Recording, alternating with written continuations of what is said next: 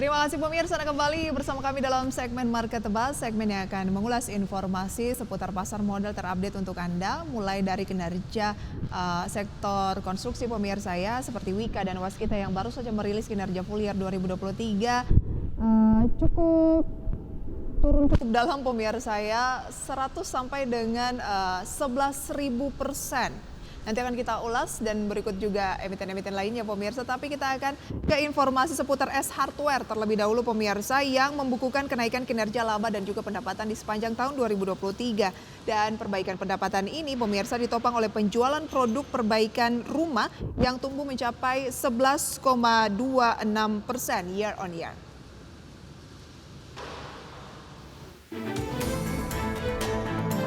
Dikutip dari Keterbukaan Informasi Bursa Efek Indonesia, PT S Hardware Indonesia Tbk atau ACES mencatatkan laba tahun berjalan dapat diatribusikan kepada pemilik entitas induk senilai 763,5 miliar rupiah, naik 13,39% secara tahunan dari 2022 di 673,64 miliar rupiah.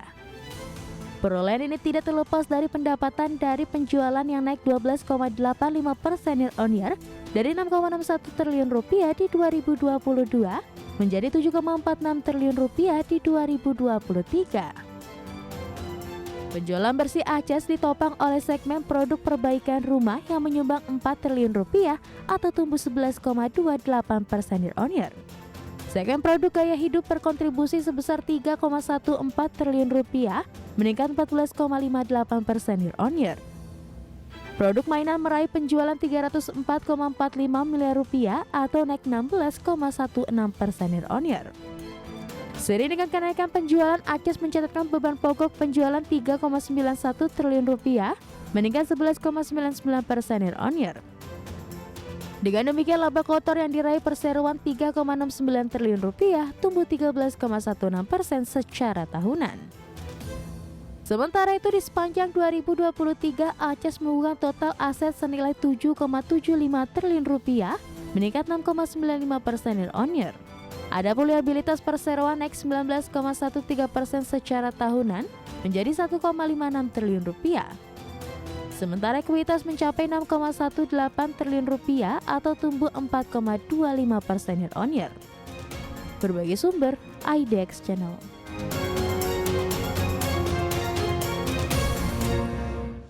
Ya, bagi Anda yang sudah mencermati saham S Hardware ini pemirsa, dalam satu pekan terakhir ini naik 3% dan dalam satu bulan terakhir sudah melonjak hampir 16%. Kita tinggalkan S Hardware, kita beralih ke emiten highlight lainnya pemirsa yang kami rangkum dalam grafis berikut ini. Yang pertama pemirsa adalah laba bersih dari Cleo yang tercatat mengalami peningkatan seperti selengkapnya bisa Anda saksikan di layar informasinya pemirsa ya. Di mana melonjak 66% mencapai 324 miliar rupiah pada 2023. Kemudian ada rugi bersih Waskita Karya yang melambung 98,42%. Ini hampir 100% pemirsa ya di 2023 menjadi 3,77 triliun rupiah dibandingkan rugi bersih di 2022 yang hanya 1,9 triliun rupiah. Dan Wika lebih parah lagi pemirsa ya karena kinerjanya untuk labanya atau lebih mencatatkan rugi ya 11.000% pemirsa ya, di sepanjang tahun 2023 lalu. Nanti akan kita ulas, kita beralih pemirsa ke sentiment of the day.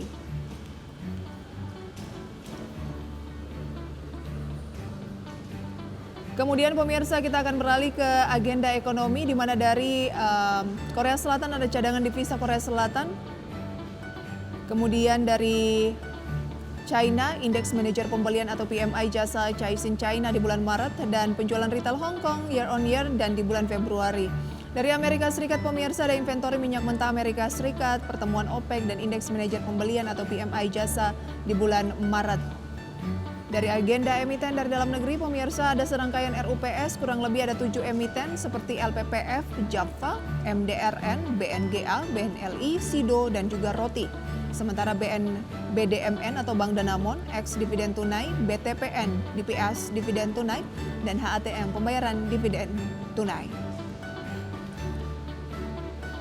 Dan update dari Bursa Asia, data selengkapnya bisa Anda saksikan di layar pemirsa, di mana kita lihat ada Nikkei yang melemah 0,65%, Straits Times melemah 0,89%, Kospi juga turun paling dalam 1,49%, sebaliknya pemirsa Hang Seng Hong Kong naik 2,36%.